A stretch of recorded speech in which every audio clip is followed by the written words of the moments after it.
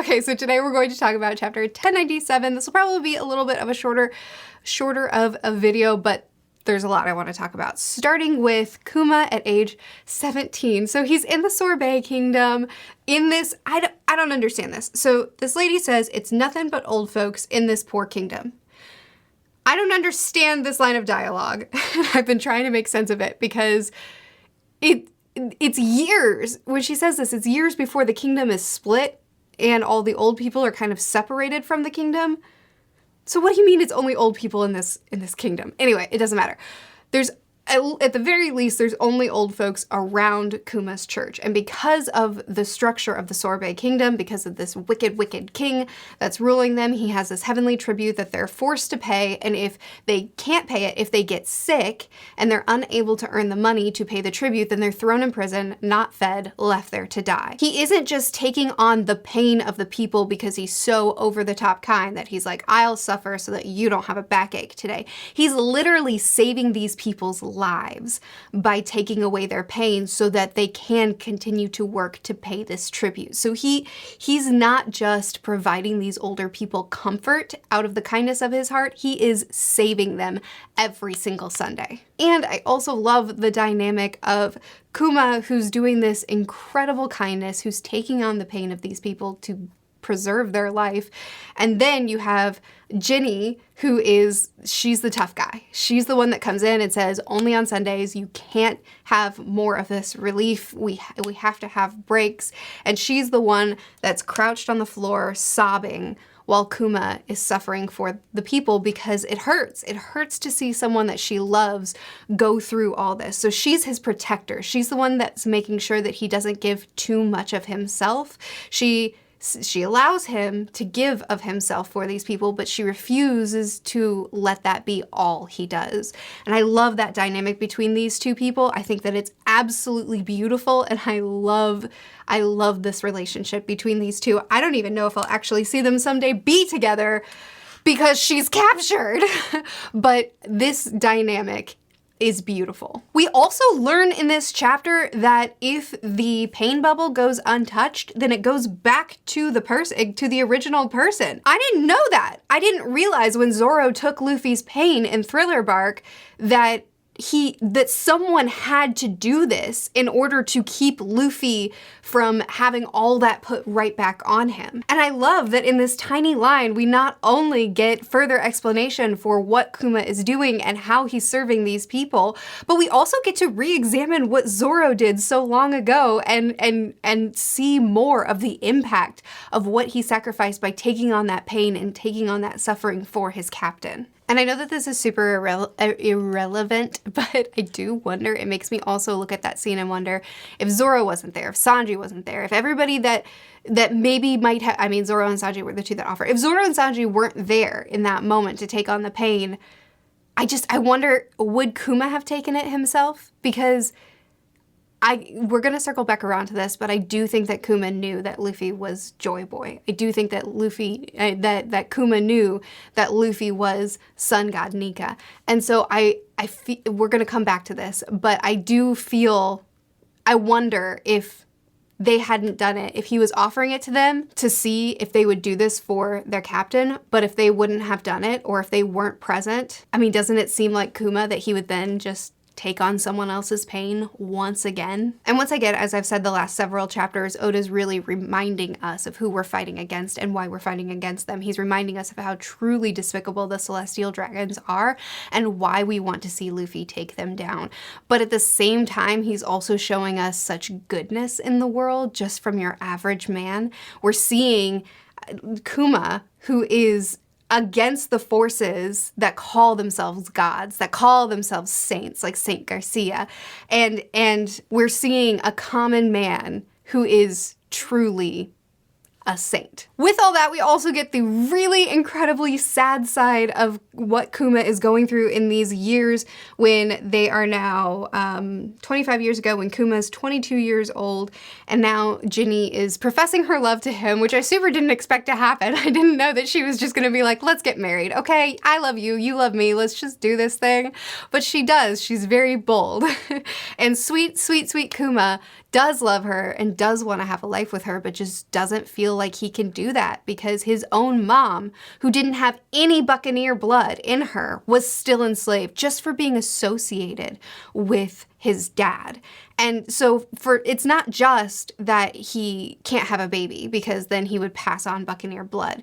And a quarter blood would certainly be enough for them to enslave because, again, Kuma's mom had none. She had no Buccaneer blood, and just being married to a Buccaneer and reproducing was enough. So for Kuma, it's like, I can't do this because I can't give you the same fate that was given to my family, which is really valid and really noble. But then what are we doing with Ginny? And I didn't even catch this when I did my reading earlier today when I was doing my chapter reading, but my patrons pointed out to me that timelines aren't matching up anymore with Ginny because we don't see her in any of these flashbacks, even up to 14 years ago. So I don't know if maybe Bonnie. I don't know if maybe Bonnie was had off page and she just, like, there were some time jumps here. So maybe she was just had and she's just not on page, but maybe next flashback we'll see her as, a 10-year-old or something after her mom has been captured. Or it's possible that Bonnie is adopted, that, Kuma took her in and it's found family. I lean more towards found family. I lean more towards Kuma adopted her simply because, again, a quarter Buccaneer blood is enough. And Saturn doesn't care, and the Celestial Dragons don't seem to care. Like, nobody's hunting down Bonnie to enslave her that I've seen. She has been captured, but I didn't understand it to mean because of her blood. So I tend to think that she doesn't have Buccaneer blood and she was just adopted. I don't know. We'll find out. I love too how much Kuma looks at the freedom fighters, looks at them and says, oh man, they're amazing. They're doing all this good for people. Someday I want to go out to sea and use my life to help others too. I love how he's just constantly aligning himself to those that are trying to tear down the forces that are harming others, those that are using their power to push others down and to use them as if they're objects. Anyone he sees that is setting themselves against these forces, he wants to align himself with. So after Kuma fights back against, again, the king, who's disgusting, who's despicable, who says, okay, we're gonna split the kingdom, we're gonna cut ourselves off from the weaker sections of the kingdom, we're gonna legalize slavery, we're gonna go ahead and put some prejudices out there, and yeah, there's some pushbacks now, but don't worry, they'll get used to it, and they'll learn to look down on the Southerners. Like, truly despicable, nasty characters Oda can write. And Kuma, filled with so much rage, fighting back against these forces that are attempting to harm his people. And it's so cool. It's so exciting to see the Revolutionary Army actually forming, seeing Iva and Dragon step in this situation with Kuma and his people, with the Sorbet Kingdom, and then them coming in and Iva saying, here I am to get you. Listen up, Kuma. If you're still the same man as that boy back then, come with us and change the world. I love Iva! I love Ivankov. I mean, Ivankov's always been a cool character, but this chapter and last chapter, he's just like, he's it for me, man. So we actually got to see the Revolutionary Army form. We got to see the time period and what was going on and what they were fighting against and why they created this force, how they came to collect Kuma, and Bonnie is cheerfully with them as well. I mean, Ginny is cheerfully with them as well. We get confirmation that Dragon was in fact a part of the Navy, at least for some period of time, but he couldn't find any justice there. And I love this line, it's strange to be at odds when both the Navy and the Revolutionaries just want to help people. But at the end of the day, the Navy is still serving under the Celestial Dragons. They are in some degree complicit with what the Celestial Dragons are doing. Granted, they probably feel powerless to rise up against them because, again, they're below them, but it doesn't matter. It still is what it is. And the Revolutionaries stand opposed to that. They stand opposed to that kind of justice, that kind of half justice that is supposed to be helping the people, but is still serving those that are most egregiously taking advantage of them. And I agree. And then finally, we have Ginny being captured. Now, who captured her? I don't know. It is possible, going back to Bonnie, since we've had so many time jumps, it is possible that Bonnie was had by Kuma and Ginny off page. And so Ginny was captured for the same reason that Kuma and his mom, well, for the same reason that Kuma's mom was enslaved, and then that's just, how dare you reproduce Buccaneer blood? It doesn't matter that you yourself don't have it. So it's possible that it was that, and now she's being enslaved, and they're gonna go after Bonnie as well. There's probably a lot of options out there for who captured her and why. It could just be for blackmail against Kuma because they want to get their hands on him again. I don't know, because she's very vocal about being in love with Kuma. I will say this though, Kuma is a character who has been the mystery that I've been the most interested in Oda resolving in this series. He's been the character that I've been the most fascinated by, as far as I want to know more about him. I want to know what's going on with him. He's been a character that I've been fixated on for a long time. Getting to finally get answers started with him, but even more so, we're also getting to know him better, and he's probably the sweetest, kindest, most genuine character in the series. I mean, he's up there at the very least. I'll say that. He's up there. He's such a genuinely kind-hearted, giving, loving, tender person, and I love him more than I thought I even would. We still have a lot that we need to resolve with his character.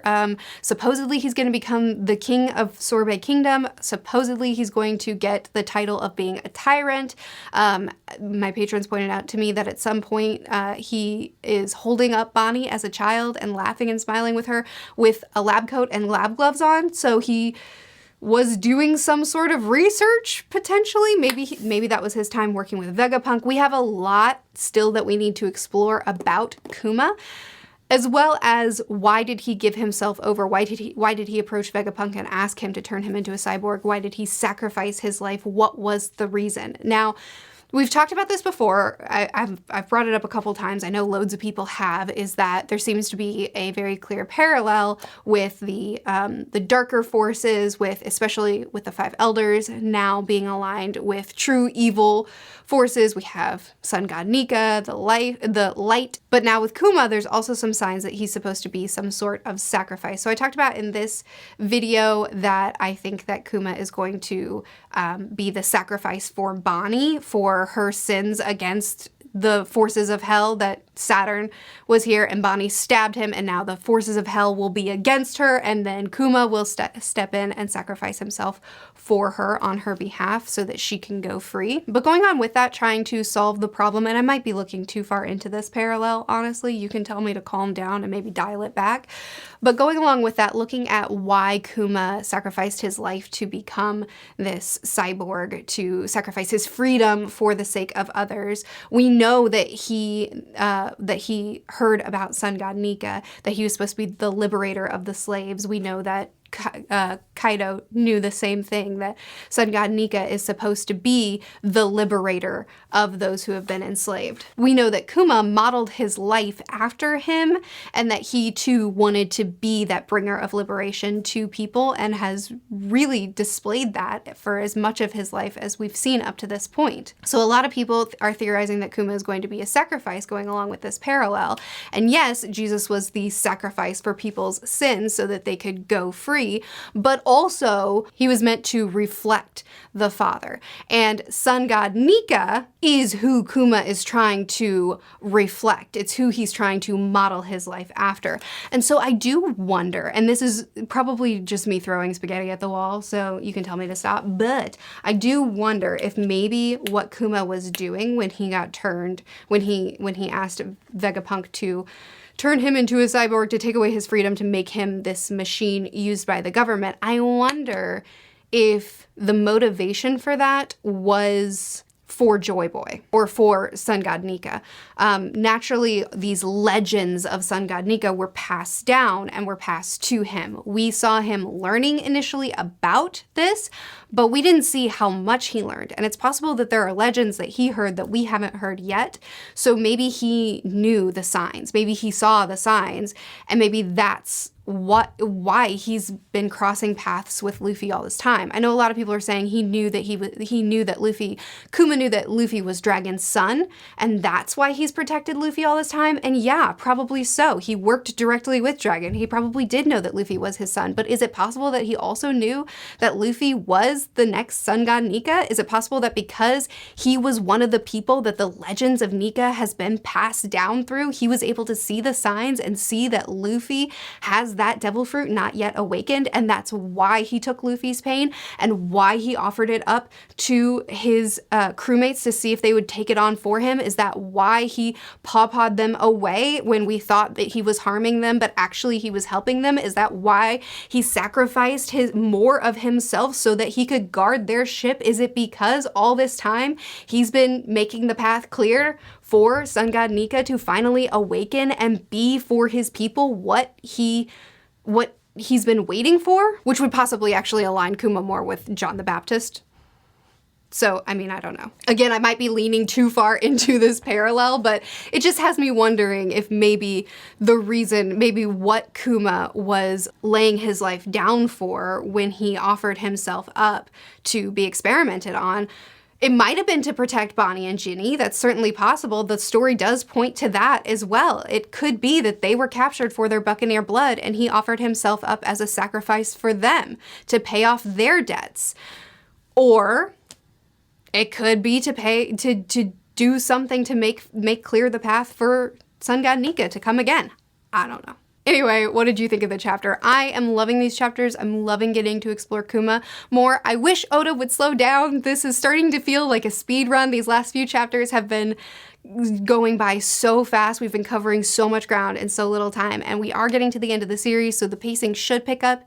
It should feel like things are really moving at a faster pace when we're preparing for the peak of the story. I get that. But at the same time, I want him to slow down a little bit because I want to explore Kuma's backstory a little bit more. I want to let these moments breathe a little bit more. But I'm very excited for next week. It's going to be it's going to be more. It's going to be more revelations. It's going to be more sadness, and I'm looking forward to it. I post videos every Monday and Friday on this channel, Tuesdays and Thursdays on the review channel, which is always in the description. I'll see you again soon. Bye.